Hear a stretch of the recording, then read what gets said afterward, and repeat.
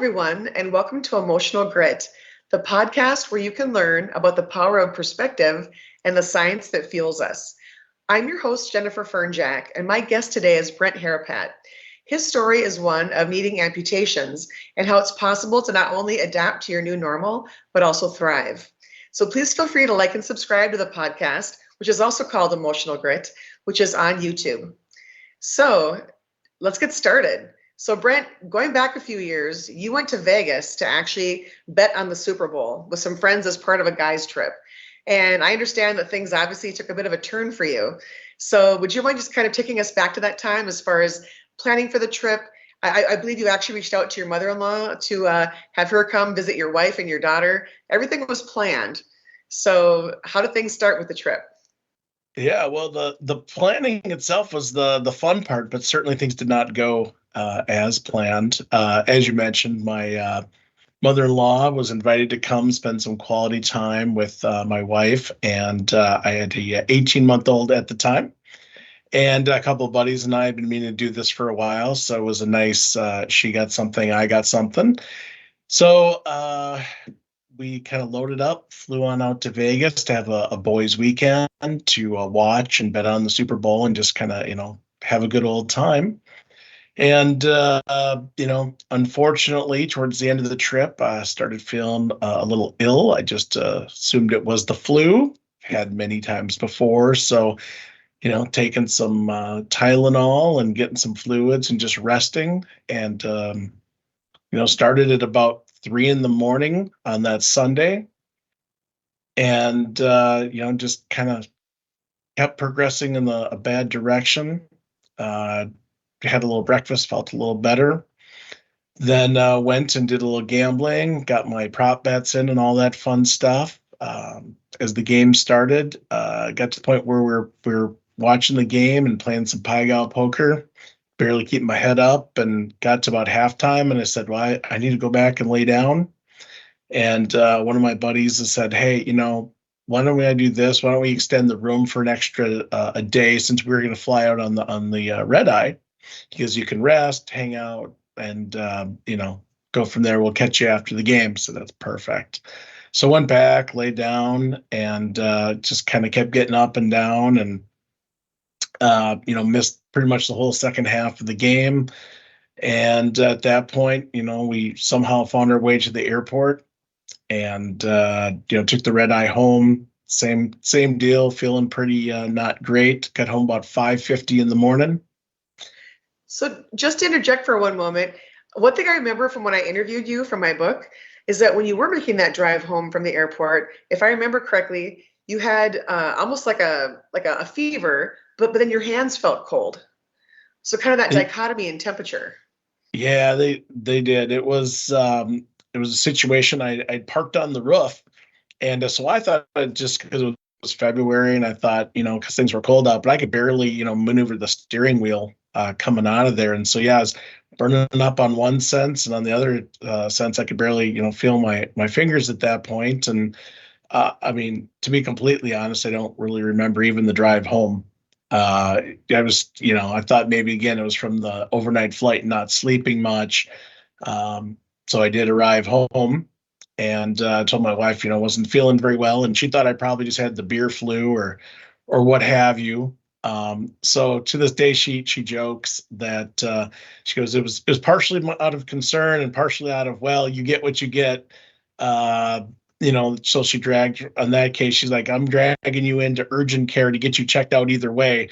Because she said my breathing didn't sound real good. And, from there I went in. I bet you, urgent care from here is about 12 minutes away. I got in there. I bet you I wasn't on a table more than 5 minutes. And they said that I was starting to turn blue. And, from that point forward, next thing you know, I was in a wheelchair being taken to the ER. So speaking of which, that is an excerpt from my book that I would like to read, just come with part of the description as far as what happened. So I will take you back to that day. Just one moment here. This stuff is just amazing, how your life can just change so quickly. But I wrote in part, noting that his coloring was different than usual and that he appeared to have labored breathing, Brent's wife suggested that they go to the urgent care to figure out what was wrong. Within minutes of getting there, he was placed on a table so that his vital signs could be taken. It was then that things got even more complicated because he began to turn blue. The medical team rushed him to the emergency room where more tests could be taken. Then Brent was asked for his permission to be intubated. At some point, he had a seizure, so his wife was hurried out of the room. Later, he was told they didn't think he would make it through the night. So one of the most interesting things about this, in addition to you, of course, turning blue, is just how all of a sudden your wife is rushed out of the room. I'm just wondering, has she shared with you since that time just what she was thinking or feeling? And just, I can't even imagine being a spouse and just wondering what's going on. Yeah, more has certainly come to light as time has gone on. Because the seizure, they did rush her out because they needed to take some action to keep me alive. And they took her to a little quiet room, what have you. And she has since told me that one of the clergy had come in, and he was just there for support, but she didn't know why he was there, and had some choice words to get out, because she thought he was there to break news that she didn't want to hear. Yeah, I just can't even imagine being in her shoes. I mean, on the one hand, you just came back from Vegas. She's thinking she'll just hear about your stories of betting on the Super Bowl and what a fun time you had with your friends. And all of a sudden, here you are at the hospital, turning blue, and her being rushed out of the room. And then, of course, seeing the clergy come in. I can only imagine just kind of the emotion and the psychology that went into that. But so at what point did you find out that it was actually pneumonia that turned into sepsis? Well, I think they found out maybe 3 or 4 days in that that's exactly what it was through some cultures. I, of course, didn't know for several weeks because I was in a coma for right around 3 weeks. Then a bit of a confused state for a couple days after that as I came out of things and got my wits about me. Wow. So when you came out of the coma and you first saw your fingers, it's my understanding that your fingers were kind of shriveled up. They looked almost a bit kind of mummified. I mean, they were a darker color. What was your initial thought? I mean, you were drugged up, obviously, but do you recall what you were thinking? Yeah, I mean, when I first came out of it, I had a lot of very strange dreams, which in retrospect, as time again has gone on, some of it was medically induced. So you'd be in various states of awareness, I guess. So talking to friends and family who had visited had shared, things that they had talked about. I'm like, and as time went on, I started putting together pieces that this alternate reality that I lived in was based on things that were being said, in the room at the time. So, as I came out of it, I still was trying to get a hold on, what was real and what wasn't. I, in fact, at one point had thought I was ready to go home and had climbed out and over the rail of my bed and had a fall, which apparently medical professionals don't care for very well. A lot of paperwork. So that's it. I remember looking down and thinking that my feet were dirty. I'm like, oh, they're doing because they were doing construction in one wing of the hospital. I could hear things. So I thought, oh, I just stepped in something. But no, my feet were black and mummified, essentially. Tapping them on the ground was like a hollow log. And my fingers were very similar, almost black and mummified in many, for most of them. So unfortunately, the reality set in very quickly. My father was a physician. So in that respect, when they came in and like, we have something to tell you, it was not a surprise. I had already wrapped my mind around the fact that at a minimum, some fingers and some things were going to have to go. I didn't obviously know the extent until they explained it, but it was still, even knowing what was coming, it was still quite the shock. Well, and I suppose initially in the hospital bed, you were probably under a blanket, so you couldn't even see your feet, which is why you would think, hey, I'm going to get out and go to the restroom or whatever it was where you were going to go. So that makes sense. But then to all of a sudden notice that your feet are the same color, and then to find out that it's with the sepsis. And correct me if I'm wrong, but when the blood gets septic, it wants to protect your core. So your outer extremities are going to lose that blood flow as it goes into the core of your body, which is why the feet and the fingers, of course, those appendages are then going to become with that mummified look. So with your dad being a physician, was he able to put on a brave face and look at this solely through a medical lens, or was it more he was wearing his dad hat and just trying to get his head around all this? Yeah, I mean, I think it was a little bit of both, quite honestly. And it was a great combination, quite honestly. He took some steps, to my understanding, while I was out to help keep things on track and to, um, give that extra level of vigilance that, you may not get otherwise in, the healthcare system when people are, tending to multiple people at one time. And then even after we started moving towards bone scans and amputations, meeting with the doc and saying, hey, even if we have to take more later, take the bare minimum based on the scans. You never know what we can do with leftover tissue. So in the end, it worked out really well. In fact, one of the things that, because people wanted on my right side to lop off this little one finger that I was able to save. Well, between a keyboard and with a smartphone, or having a stylus with feeling for all intents and purposes, has been a real savior for me in terms of functionality, being able to, whether it be drive or use a phone or use my laptop at work. So it's having someone advocate on that level and be able to save something that many thought was unnecessary, or could even be prohibitive in terms of a prosthetic, I think has been a savior. So how long did you have to wait until you had the initial amputations? Well, so the fingers were about 2 weeks after waking up. And, to this day, I still have PTSD when someone puts a blood pressure cuff on, because in the hospital, every 15 minutes or so, they take your blood pressure, and the pressure of it on my arm, what it did to the venous structure going down my arm, the pressure that it put caused intense pain. So literally, even though I know it doesn't hurt, every time I can hear one of those things inflating, I go to a strange place. Right. But so about 2 weeks in, we did that and got through that process. And then, unfortunately, on the leg and the feet side of things, it took a much longer. So I unfortunately, in order to have enough skin to do a quality amputation for prosthetics and such, I had to sit in recovery for, I believe it was around 2.5 to 3 months, not being able to do much of anything in a intermediate care facility, trying to do some general rehab and just heal my skin and my body as a whole, before then having to be readmitted into the hospital for amputations, followed by another 4 to 6 weeks of recovery. So just for context for the listeners, when the amputations were done, basically enough healing had to take place. That way, when they were done, the tissue that was remaining wouldn't get an infection, or would actually be able to withhold the stitches or the staples or whatever it was that you had to have, correct? Yeah, so the skin would be able to maintain, the sutures and the staples, as well as have enough quality skin to do the flap, right? So when they do the amputation, they have to take some skin off one part and fold it over in order to make that smooth residual limb. Okay. So you said was it a 2 or 3 month wait before the actual amputations of the feet?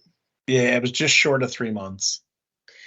So during that time, what was going through your mind? I mean, again, I kind of go back to the whole physicality of things where people think about the actual limbs themselves, but it's what about the emotion of it? What about the psychology of it? I mean, what was going through your mind?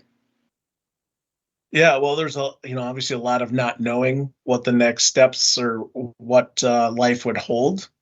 How much limb would be left? Would I be able to walk again? And luckily for me, one of my coworkers happens to be the neighbor of the founder of Wiggle Your Toes, which is a amputee kind of support and a nonprofit based out of Shakopee, Minnesota. And so the founder of that talked to him, and they coordinated a mentor for me. So I had another fellow bilateral amputee that came in, visited me a couple times, kind of explained what he had been through and his experience, and showed his prosthetics, and how he was out and about, and his involvement in the community, and with other amputees and such. And it's nice to connect with another person who's been through a similar event. And while he had function of both of his hands, that having someone in that boat was definitely a major positive. Yeah, I think that relatability goes a lot further than simply empathy or sympathy. I mean, those carry some weight as well, but relatability carries a lot of weight. So to have those interactions with that mentor is huge. So with Wiggle Your Toes, is it solely a mentoring program where they match people up and then show the prosthetics, or does it go beyond that too? Yeah, I think it obviously depends, who your mentor is. And, some people have one amputation, some people have it because of accidents, some because of diabetes or, other types of things. I haven't gotten into a ton of the events. They have a golf event every year and some other things for veterans and folks that are out there. And, I peeked in a couple of times at some events. But what they do, it's pretty broad based, and I think it just depends on what your needs are and what your mentor has to offer. It's great. So in addition to Wiggle Your Toes, what were other things that kind of helped you throughout this period? Whether it was looking towards the amputations taking place or actually healing from the amputations, were there certain things in life that just kind of helped take the edge off your experience? Yeah, absolutely. So, I mean, friends and family obviously were key. Um, you know, I think having a young daughter and wanting to be there for her and be involved in her life and everything, I think that was um, probably the most focal or the most influential thing that took place. Um, and I think to this day that it still stands in terms of the things that I do. But in addition to that, um, and being there for my wife, and making sure that, I didn't want her to be a single parent, and I want to do as much as I can. And like this week is a great testament. She's traveling for work, and I'm to the place in life where I can take care of my daughter and get her to school in the morning, get her ready, get her ready at night, and that type of thing. And, just being able to have that is huge for my family and for my well-being as well. Oh, it's sense of Um, purpose.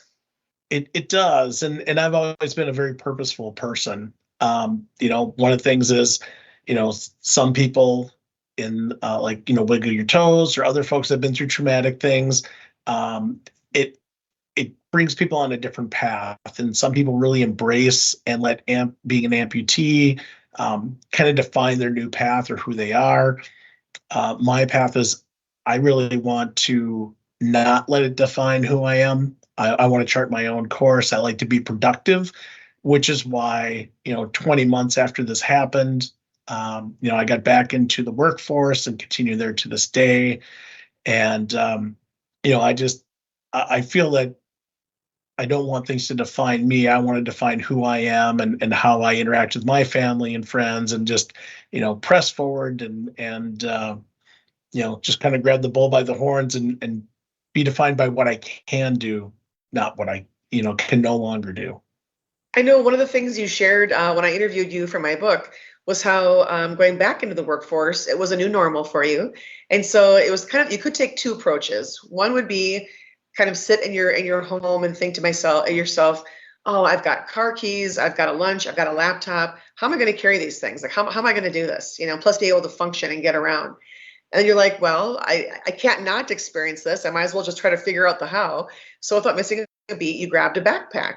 Have a backpack, put the things in there. Even just being able to wear dress clothes. I know you had shared how you have different shirts where in lieu of buttons, it's Velcro, but you can't tell from the outside, by looking at it. So or just signing documents. I think it was called an adaptive pen, if I'm not mistaken, that you mentioned using, where it looks like a thimble that would go on the end of your finger and then you can write, with it. So it's being able to use things like that as well. And the tools are out there. It's just a matter of people having an awareness of them. And of course, in addition to that, being open to trying them. So, what's the name of the website or the actual store where you get the adaptive clothing and things like that? Sure. Well, I've pieced different things together, like spring-loaded scissors I'll pull off of Amazon, or to the finger pens that you're talking about, which work great. Although I've actually adapted now, and I can, for the most part, I've learned to write with my left hand, and I can use a regular pen to a decent degree.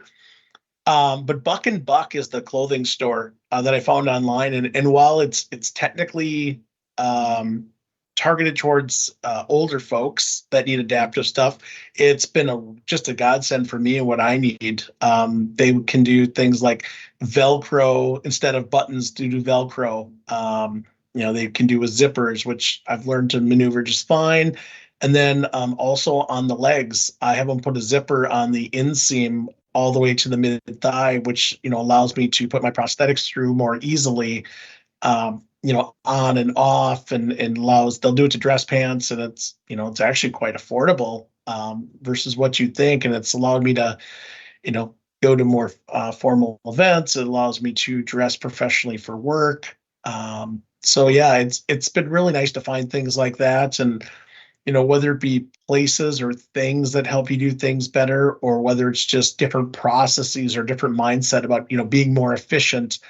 And even like the prosthetics themselves, getting a foot that's conducive to my activity level, allowing me to go up and down, hills and steps. And even a few weeks ago when I was down in Florida, I climbed a big dune to go out and watch the Blue Angels. And it's just something I would have never thought I could have done 7 years ago. And here I am with my kid and my family climbing up these crazy hills. Excuse me. Um, So, to take in just a wonderful sight of freedom. oh, absolutely. So, with the prosthetics, are they your feet and ankles, or your legs amputated below the knees, or how does that work? Yeah, so I'm bilateral below the knee. And again, luckily, because of the healing that took place, they were able to leave quite a large residual limb below the knee, which gives me more control, and takes more of the weight off in the prosthetics. So it's been a real blessing to have that much limb down there. Oh yeah. So, was there anything that surprised you about learning to walk with prosthetics? Whether it was positive or a challenge for that matter, either way? Yeah, after a couple of days, it wasn't that difficult. I mean, obviously getting the strength and the gait and everything, and dialing it in. The walking with it wasn't too difficult. As my prosthetist said, you start out with a very basic foot. It's like the movie Dodgeball, right? If you can dodge a wrench. Well, he said the same thing. He's like, if you can learn to walk in these feet, everything from here on out is going to be a lot easier. And so I did learn with the starter feet. And you start out in a harness from the ceiling, and the next thing you know, you're using kind of a little walking, kind of like a walker, but it's higher up. And you build the strength, you build some of the confidence, and just next thing you know, well, it was about a year later, but you're running around the backyard with with your kid, and able to do things you never thought you'd be able to do. Stairs become easier, and um, life just kind of moves along. But the challenges along that way, dialing it in, is getting that right fit for the prosthetic. And early in the process, having to do what they call volume management. So you've got all these different thicknesses of socks that you're constantly initially like changing as the fluid levels in your limb changes, and you don't want to have too much space because you'll get blisters, and you don't want it too tight because that causes other problems. Luckily, that subsided after about 18 months to 2 years, and I've been in a very static spot ever since, which has made life much better. But the early blisters and things like that, definitely problematic. I probably could have been out of rehab in 4 weeks, but instead I was there for 9 because I had to take 3 weeks off to allow blisters to heal and get a better fit. But in the end, it was quite worth it. Wow. Well, how old is your daughter now? My daughter just turned 9 a few weeks ago. Okay. So over this period of time, going from the onset of the pneumonia, which turned septic, and of course then the amputations that followed, and then life since then, what are some of the transferable skills that have come from your situation that you've tried to have your daughter learn from? For example, it could be you're a good example of the importance of patience, or you're the good example of perseverance, or what are some of those things you've tried to teach her through your experience? Yeah, I think the main thing is, dealing with adversity and, knowing that things can be overcome, and that as people that we have to also accept that people are different, and, that not everybody looks the same, and people go through hardships, and to not stare and to not ask. I mean, you should be curious about life, but to be polite in how you ask questions and how you interact. And I think that part's been a positive for her. I think it's you know to play on the name of your podcast. I think it's created emotional grit for her as well. She's been through a lot as a young child. And I don't know if we've mentioned this before, but when I went back the same day I went back to work, my wife started chemotherapy. She had they determined or detected breast cancer doing a breast reduction in October of that year. And, she knew it was important for me to go back to work. But I wanted to be there for her. And we had a really long discussion on what we needed to do. And in the end, we leaned once again on friends and family to help us out. And so she started chemo the same day that I went back to the office. And, from my daughter's perspective, she went through a lot there as well. And, it's when you come through it safely on the other side, things are definitely good, and it builds a lot of character. But I'll tell you, for a young child, it certainly has Okay. put her through a lot and built a lot of grit for her and for myself and for my wife, who has been through a lot personally, but was there with me every step of the way as well. And I the fortitude that has been displayed is very impressive. Oh, yeah. Well, it's also interesting too how there are things in everyday life, which I wrote about in the book and now I talk about in the podcast, that are free, that can take the edge off someone's experience. So, for example, when I had interviewed you, we had talked about how humor sometimes plays a role in how you deal with things. So, you might, for example, at work, hold up your hand that has the one finger on it to someone and say, "You're number one," or whatever, and try to make them laugh and kind of address the elephant in the room and whatever, or joke around about typing, like how for years being in the business world, you would type maybe with one finger, but now you can do it with what, three and a half or two and a half or whatever it is. Exactly. you know, I still got a couple extra to spare. exactly. So it's so great how humor can affect people physically. I mean, I've mentioned to my podcast listeners before about how it can lower stress hormones.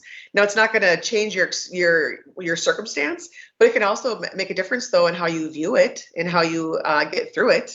So whether it's with you, with your family, or with colleagues, for that matter, it can make a big difference. But so I know one other excerpt I wanted to read from the book, from when I interviewed you, I think speaks volumes of your mindset. And it could play a role in how you try to be a good example for your daughter, and then, of course, for other people as well. But what I wrote here is he can no longer perform certain tasks. So Brent keeps things in perspective by reminding himself that even when he was able bodied, there were things he couldn't do, not as a way of dwelling on weakness, but as a reality of being human. So we all have certain things that we maybe face as a challenge, or things that we just can't do or don't do, but it doesn't mean we shouldn't try. And with your story, it serves as a good example of how, yes, certain things for you are a new normal, but it's possible to not only persevere, but actually thrive.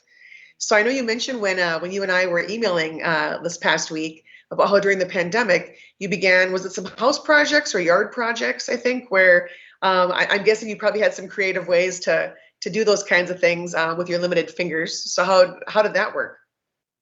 Yeah. So, I had to find things to do. And, outside was the key during that time, especially working from home and teaching at home.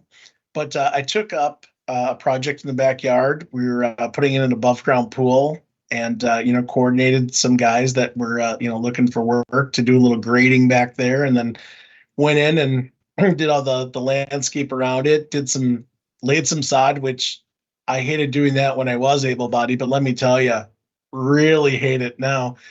But laid a couple pallets of sod and planted pumpkins. We did giant pumpkins that year, and just a number of other projects. Luckily for me, I there's an acre and a half behind my house that I own, and it kind of is my little refuge to go back and clear timber and just kind of scrub brush and just have something to do that kind of reminds me of projects that I was doing in the past. So that's been my fortress of solitude per se. And a lot to be said for that. It is. In fact, I was just back out there the other day, which brought me to you'd mentioned a couple of the humorous things. I like self-deprecation, and also making people uncomfortable is kind of funny from time to time. But one of them was I was standing in the back with a friend the other day, talking about one of the projects I took on. I'm like, I looked and said, yeah, this winter I lost more limbs back here than I had 5 years ago or whatever. And just kind of looked at me with this horrible look. I'm like, what, too soon? Right. But see, humor, what a great way to address the elephant in the room. You know what I mean? And you own it. It doesn't own you. And that's kind of what you were saying earlier, is you want to have a voice in your experience. You don't want to be defined by the amputations and what happened. It's being able to move forward and have those moments where you're making jokes like that. That's awesome.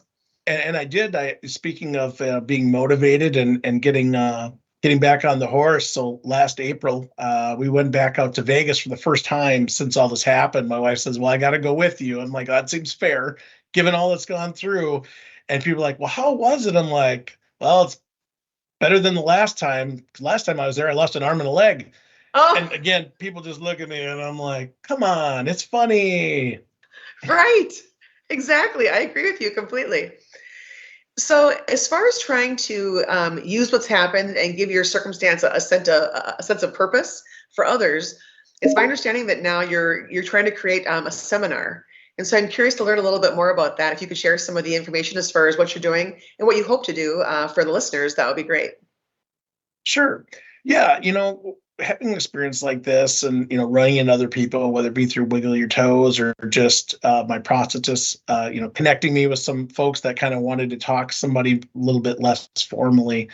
I've got a little bit of the bug for, motivational speaking and trying to help people hear about an experience, not just mine, but, with what happened with my wife and stuff as well. And, just that working through it and the dynamics, of the emotional healing and supporting others and being supported. I think it's important to share with others. And, from a seminar standpoint, I'm trying to put together a little something to kind of talk about two different veins, really. One that kind of talks again about the emotional and working through it and the kind of the support things that are out there for someone who goes through my specific trauma or just the number of speed bumps, we'll call them, that my family has endured over the past decade. And then the other track is one that just kind of, again, talks about my situation, what I've gone through, but also then from navigating some of the financial and some of the like insurance and other types of things, the gauntlet that I've had to go through, and how sort of planning for some of the unexpected things that happen in life are important. Because if I found one thing out, is that going through something like this is very difficult, but if you don't have resources, whether they be financial or whether they be just emotional or support structure, it makes the experience far, far worse. And anything I can do to help people plan for some of that unexpected and make some good choices as they go through life in advance. I want to be there to help people on that track as well, and just share my story and share my learnings, really. Well, and your story, by sharing your story and being as transparent as you are, it personifies things. I mean, it's one thing to have a list of like, here are some things you should do. And you're like, no, wait a minute, I lived this. I'm going to show people what I did, whether it's what to do or what not to do, kind of the wisdom that comes with experience as opposed to just a list of facts, which are very, very beneficial. But as far as public speaking goes, there's a lot to be said for that as well, because if people can hear your message and actually see you, of course, in person, they're going to see your fingers that are left. They're going to see the fact that you have the prosthetics, if somehow they're showing, and it shows how you have those, and you're making the best use out of them. You're there in person. You're out front in front of people. You're actually sharing your story. Your message is amazing. So, is there anything today that we haven't touched on that you'd like to share with the listeners, as far as whether it's more about your individual story or perhaps just kind of takeaways for them too? The only thing I'll say is, people they need to always look for the positives, because there is so much out there. I mean, I would say the main thing that I've learned is it can always be worse, and you just need to plow through. One of the stories I have from when I was in rehab at Courage Kenny, which is a rehabilitation inpatient program here in the Twin Cities, is as I looked around, I saw a 17-year-old kid that was in an ATV accident and will never walk again. I saw a guy who got drunk and fell off a bar stool, cracked his back, and will never walk again. Or even the young lady who had a stroke and was what they call locked in, who could hear and understand what you're saying, but couldn't express or feed herself. And as I looked around, I'm like, wow, I ran into a bad situation. I got a bad deal, but it could be so much worse. And because of that, I look at it and say, there are two paths a person could take. The one is, I'm going to get dark and I'm going to give up and I'm not going to try. And I'm like, that's not who I am. And I don't think people should go down that dark path. I think there's so much positive that comes out of life, and that even if you are missing things that you used to be able to do, there's so much more and so many doors that can be unlocked, that you just need to, choose that path of light and perseverance, and just, go after it and make the best of every day and of every situation, knowing that there will definitely be failures, many of them. But the successes are just, are so much more rewarding. Cool. Well, if people want more information about the seminar you're proposing, or potential public speaking events, or even just to ask you more questions about your story, how could they reach you? Yeah, I think the best way to get a hold of me currently is through LinkedIn. Send me a message, an in-mail message, and I'll try to get back to you as quickly as possible. Brent Harapat, Harapat. Happy to connect and touch base. Sounds great. Well, thank you so much for being here today. Thank you for sharing your story on the podcast, and of course in my book as well. I really appreciate it. And to all of you who are listening, thank you for watching and listening to the story today. Again, please feel free to go out on YouTube to the YouTube channel Emotional Grit to like and subscribe to this podcast. So thanks, everyone.